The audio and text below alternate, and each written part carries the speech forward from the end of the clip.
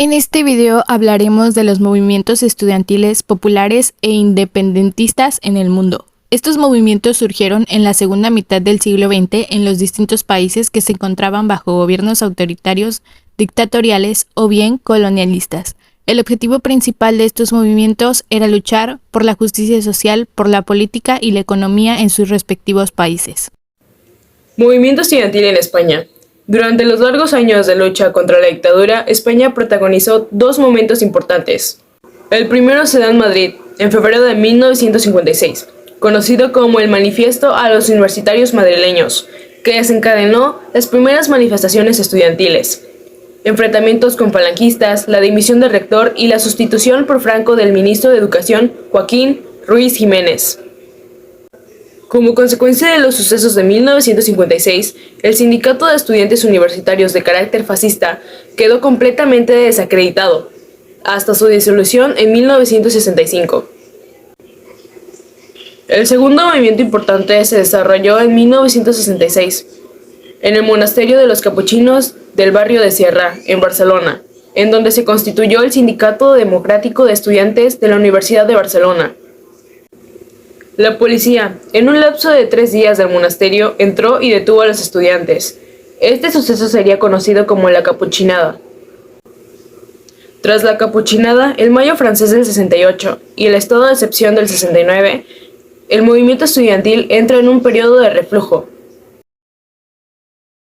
Bueno, iniciando con un poco de contexto de cómo surgió este movimiento independentista, tenemos a una Argelia que se encontraba en la búsqueda de su autodeterminación al término de la Segunda Guerra Mundial en el contexto de la Guerra Fría. En este entonces Argelia buscaba obtener su independencia como país. Sin embargo, Francia no tenía intenciones de concederle su independencia. Es por esto que el pueblo argelino realiza movimientos independentistas en los cuales también participan estudiantes. Una de las principales causas de estos movimientos independentistas fue que Francia ya había concedido la independencia a otras de sus colonias en África, como por ejemplo Marruecos y Túnez. Sin embargo, ponían especial resistencia en conservar Argelia como parte de su territorio, ya que ellos ya lo consideraban parte de su territorio. Todas estas luchas por la independencia se combatieron con rigor y el Frente de Liberación Nacional se encontró con la guerra. La Asociación de Estudiantes Argelinos, que abogaba por la independencia de su país, se prohibió totalmente y muchos estudiantes tuvieron que huir al extranjero porque entraron en una clandestinidad. 2. El Frente de Liberación Nacional inició las hostilidades en contra de Francia el 1 de noviembre de 1954 y para 1955 la guerra ya había tomado más fuerza y, por ejemplo, en la región de Constantina se profundizó mucho más. En 1955 ya Francia había desplegado más de 500,000 de soldados dentro del territorio argelino. Y es entonces cuando el 18 de mayo de este mismo año, estudiantes salen de las escuelas para ir a manifestarse en pro de la independencia de su país. Los estudiantes argelinos se sumaron a la revolución dentro y fuera de Argelia. Los sindicatos estudiantiles hicieron llamamientos a todos los pueblos del mundo, incluyendo a los franceses, para informarles sobre los objetivos del movimiento argelino y también los crímenes del imperialismo francés. La ciudadanía argelina continuó con sus esfuerzos por la búsqueda de su independencia y es hasta 1961 que inician las negociaciones de la independencia de Argelia. Finalmente, como consecuencia de este movimiento independentista y también podríamos llamar estudiantil, se firman los acuerdos de Vienne el 19 de marzo de 1962. Es entonces cuando termina la guerra de Argelia y Argelia obtiene su independencia. Este movimiento tuvo una profunda importancia en la independencia de los países restantes coloniales anglo-franceses en África, impulsando la búsqueda de su autodeterminación. Estados Unidos tenía una fuerte influencia indiscutible en los países de lo que son América Latina. Durante el periodo de la Guerra Fría, los países de esa región se veían presionados para oponerse al régimen soviético. Sin embargo, existía un excesivo intervencionismo por parte de los, Estados Unidos a los países de América Latina. En hechos destaca el Frente Sandinista de Liberación Nacional, fundado en su origen como una organización política militar de izquierda en 1961. Surgió dentro de la corriente de movimientos de liberación nacional de la década de 1960. Se proclamó inspirada en el legado nacionalista y antiimperialista. En 1979, tras una larga lucha en la FCLN, logró el derrocamiento de lo que es la dictadura de Anastasio Somoza Debayle y la dinastía de la familia Somoza, que había gobernado durante el país varias décadas. En este gobierno se estableció el cual los sanguicidas gobernaron entre 1979 y 1990. En importancia destaca la inspiración que le transmitió a los demás países del éxito nicaragüense que tuvieron en la guerra, de modo que surgen otros frentes de liberación como en El Salvador, Argentina y otros países. El movimiento naxalita de India, ubicado en los años 60 en el siglo XX, específicamente en el estado de Bengala Occidental. En su contexto histórico, la India ha tenido un número creciente de millonarios y más de pobreza extrema. El acelerado capitalismo y el sistema de jerarquización social nacido hace milenios. La constante falta de oportunidades económicas y de desarrollo dio paso a este conflicto. Dentro de sus causas podemos observar que estaban en búsqueda de declarar la guerra. Igualmente, querían lanzar al campesinado al liderazgo de la nación, y así alcanzar la revolución democrática de tipo socialista. El levantamiento comenzaría el 25 de mayo de 1967, cuando una patrulla en la aldea de Naxalbari fue atacada con arcos y flechas. El objetivo fundamental de sus ataques serían los funcionarios de gobierno y los terratenientes. Como consecuencias del conflicto, se ha cobrado más de 10.000 vidas y ha cobrado el desplazamiento de millones de personas. Además que se vio la violencia y una represión en India de 1960 a 1970. La Primavera de Praga. Esta se sitúa en Checoslovaquia, la cual duró desde enero hasta agosto de 1968, la cual fue invadida por las tropas del Pacto de Varsovia. En el contexto histórico-social encontramos que se situaba en la Segunda Guerra Mundial, en la cual varios países del este se encontraban bajo la dominación soviética, además del duro régimen comunista que desde 1948 con la figura de Novotny soportó esta nación. Tras su renuncia le precedió Alexander Dubček, quien llegó al poder como primer secretario del partido. En enero de 1968, Dubček llegó al poder, comenzando así lo que más tarde fue conocido como la Primavera de Praga. Las ideas reformistas de Dubček eran claras. La población checa necesitaba más libertad ante las estrictas normas impuestas por el régimen soviético. En esa época no había libertad de expresión ni libertad de prensa. Las ideas de Dubček se resumían a lo que llamó socialismo con rostro humano. A todas estas ideas y cambios que proponía Dubček, la URSS estaba bastante expectante ante los hechos que venían ocurriendo, ya que su hegemonía, que durante varios años habían tenido, estaba empezando a tambalearse. Pero no solo la URSS no veía con buenos ojos las reformas de Dubček. El bloque comunista de la Guerra Fría, con los 5 de Varsovia a la cabeza, la URSS, Hungría, Bulgaria, Polonia y la RDA comenzaron a recelar de Dubček. Tanto es así que las cosas fueron complicándose cada vez más.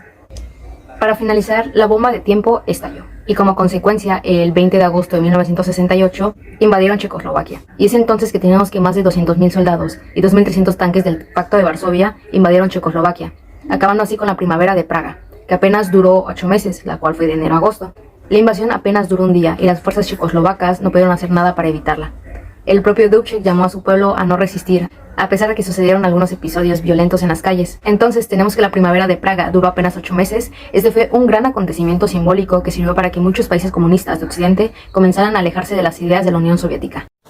El Mayo francés del 68. Este suceso fue ubicado en París, Francia, y es que a principios de los años 60 a Francia le fue muy bien económicamente hablando. Sin embargo, a finales de esta década decayó significativamente, los sueldos comenzaron a bajar y esto creó muchos grandes disturbios en la población. Los franceses comenzaron a realizar varias movilizaciones, se acercaban a grandes disturbios violentos contra el presidente, que en ese entonces era Charles Gaulle. Entrando a las causas, la primera causa muy importante fue la reforma universitaria de 1967. Por otra parte, se encuentra la indignación por la guerra de Vietnam. Otra causa sería el descontento de los trabajadores. Consideraban que Gaulle era un presidente autoritario. Los sucesos se comenzaron a dar en marzo de 1968. 142 estudiantes tomaron la torre central de la Universidad de Nanterre. Se encontraron formados por anarquistas, trotskistas, comunistas, libertarios y un grupo llamado Los Indignados. Este movimiento fue fundado por Daniel Cohn-Bendit, que es mejor conocido como Dani el Rojo, quien fue un estudiante anarquista alemán. Posterior a esto, el 3 de mayo, el decano Grapin ordenó el cierre en Nanterre y eso provocó que las protestas se trasladaran a Sorbonne. Que esta universidad es la más representativa de Francia, que provocó la intervención de la policía con detenciones masivas y se produce la primera noche de las barricadas. Posterior a esto, el día 13 de mayo, los sindicatos decidieron hacer una huelga masiva, en donde se calcula que hasta 10 millones de trabajadores participaron en dicha revuelta. La Sorbonne fue desocupada el día 16 de junio de ese mismo año. Este fue un movimiento muy significativo debido a la gran represión que tomó el gobierno en contra de sus ciudadanos, y esto causó mucho más conflicto de cómo exigir tus derechos o exigir libertad puede causar hasta la muerte. Como consecuencias tenemos que el mayo del 68 provocó una nueva reforma universitaria y empezó a forjar una sociedad mucho más abierta, tolerante e igualitaria en las familias, la educación y en la vida social. El presidente Gao salió de la escena política francesa. El mayo del 68 se contagió por toda la Europa y eso hizo que hubieran muchas más revoluciones. Por otra parte, tenemos que hubo una mayor igualdad y reconocimiento a las mujeres. El Movimiento Estudiantil de México, el 26 de julio de 1968. Este se ubicó en la Ciudad de México, en las cercanías del edificio de la Ciudadela.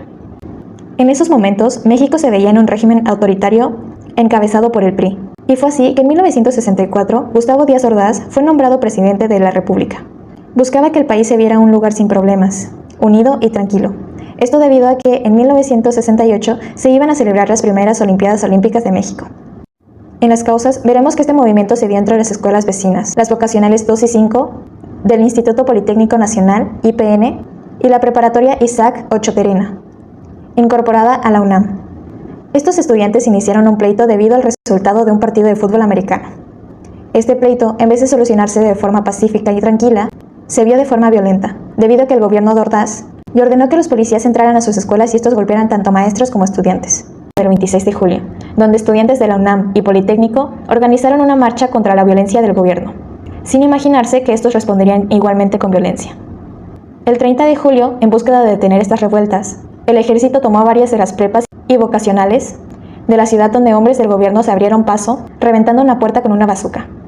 A partir de las constantes violaciones del gobierno, se unieron más y más a las marchas, y así, en agosto, se creó el Comité Nacional de Huelgas.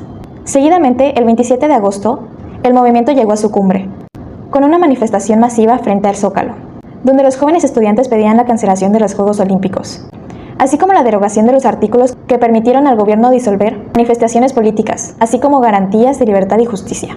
Los estudiantes, después de todas sus marchas y manifestaciones, creyeron que ya habían triunfado. Sin embargo, al día siguiente, al abrirse las puertas del Palacio Municipal, salieron un montón de tanquetas.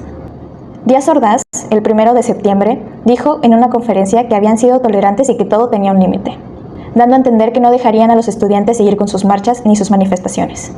Así, el 13 de septiembre tuvo una manifestación de silencio. El 18 y 24 de septiembre agarraron forzosamente a la ciudad universitaria. Es así que el 2 de octubre se da una convocatoria a la manifestación en la Plaza de las Tres Culturas en Tlatelolco. En ese lugar se vieron personas extrañas con un guante blanco, que se encontraban dispersos en edificios, arriba de la iglesia y pasillos, observando toda la manifestación. Sobre el cielo apareció un helicóptero que dejó caer bengalas, y con el alboroto que se hizo, hubieron disparos en contra de los manifestantes. Asimismo, llegaron los militares en búsqueda de los líderes. Dentro de las consecuencias, lamentablemente, en la actualidad, no se puede decir con exactitud la cantidad de muertos que hubo, debido a que el día siguiente fueron desaparecidos estos. Sin embargo, se habla de que fueron entre 300 y 400 muertos, contándole 1.200 detenciones. Otra consecuencia fue que el Consejo Nacional de Huelgas se disolvió. Se comenzó una formación de actitud crítica de la sociedad civil.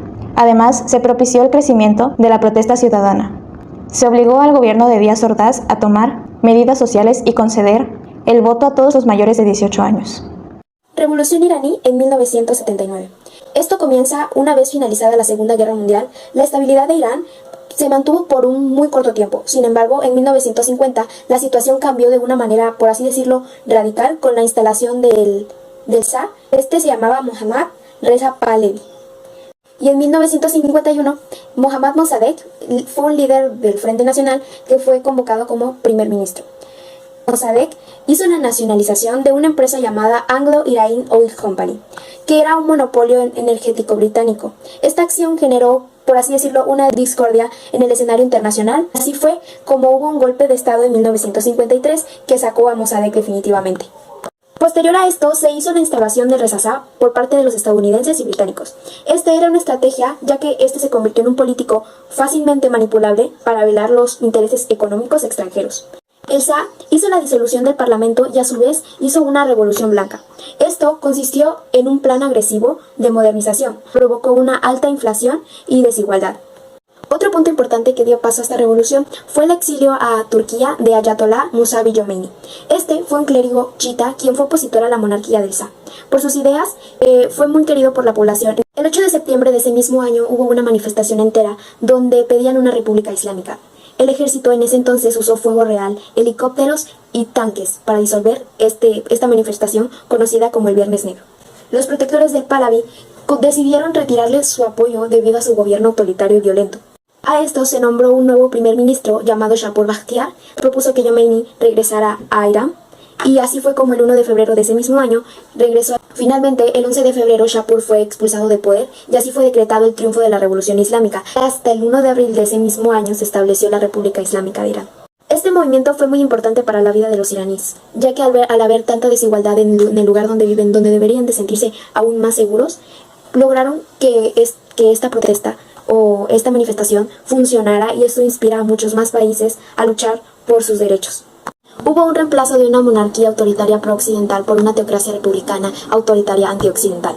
Hubo un crecimiento poblacional, una caída en la economía, menos reservas de agua y más mujeres pudieron acceder a la educación superior. República China. El movimiento estudiantil chino de protesta pacífica se ubicó permanentemente en Pekín, en la plaza de Tiananmen. Fue en Pekín donde todo comenzó en abril de 1989, cuando más de 1 millón de manifestantes ocuparon la plaza de Tiananmen, con banderas y pancartas, convirtiéndose así en la movilización más grande de la historia de la China comunista. La noche del 3 al 4 de junio de 1989, el ejército chino recibió la orden de dispersar las protestas estudiantiles en Pekín, conocida como la matanza de estudiantes en la plaza de Tiananmen. Las causas que provocaron estas protestas fueron varias. Entre ellas estaba que los estudiantes pedían más reformas a un gobierno inmovilista. También estaba la crisis económica debido a la inflación y la crítica a la corrupción en la administración. Fueron la mayor parte del malestar social. Sin embargo, la causa principal que detonó estas protestas fue la muerte del secretario general del Partido Comunista Hu Yaobang, que fue considerado un liberal incapaz de reprimir estas protestas, por lo cual fue obligado a dimitir de su cargo. Después del masacre, el gobierno chino nunca declaró una cifra oficial sobre cuántos manifestantes fallecieron, e incluso hasta el día de hoy se evita hablar sobre este tema. Sin embargo, el grupo de derechos humanos estima en miles el número de fallecidos. Este hecho fue y es muy importante debido a que se convirtió en un referente de la lucha por la libertad y la democracia, apoyado masivamente por el pueblo chino. En Sudáfrica destacamos uno de los movimientos más importantes de dicha región. El apartheid surgió como una ideología racista entre la gente blanca o de origen neerlandés, donde ellos se ponían al mando para crear una civilización unificada y tranquila. Básicamente desechaban a los de origen racial o a la gente negra que no tenían ningún derecho y no podían convivir de forma pacífica. Una de las principales causas de la creación del apartheid fue la difusión de derechos entre los africanos, que básicamente eran los dueños de los principales productos o medios de producción del país. El número 2 surgió el levantamiento del control británico luego de la conformación de Sudáfrica como un país unificado.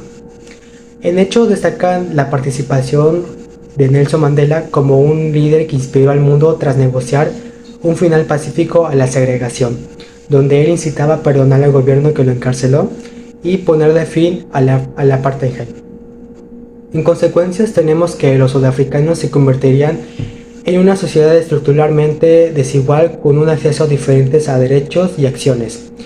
Y número 2, tenemos que la segregación provocó la represión o repercusiones y la presión de los movimientos de resistencia.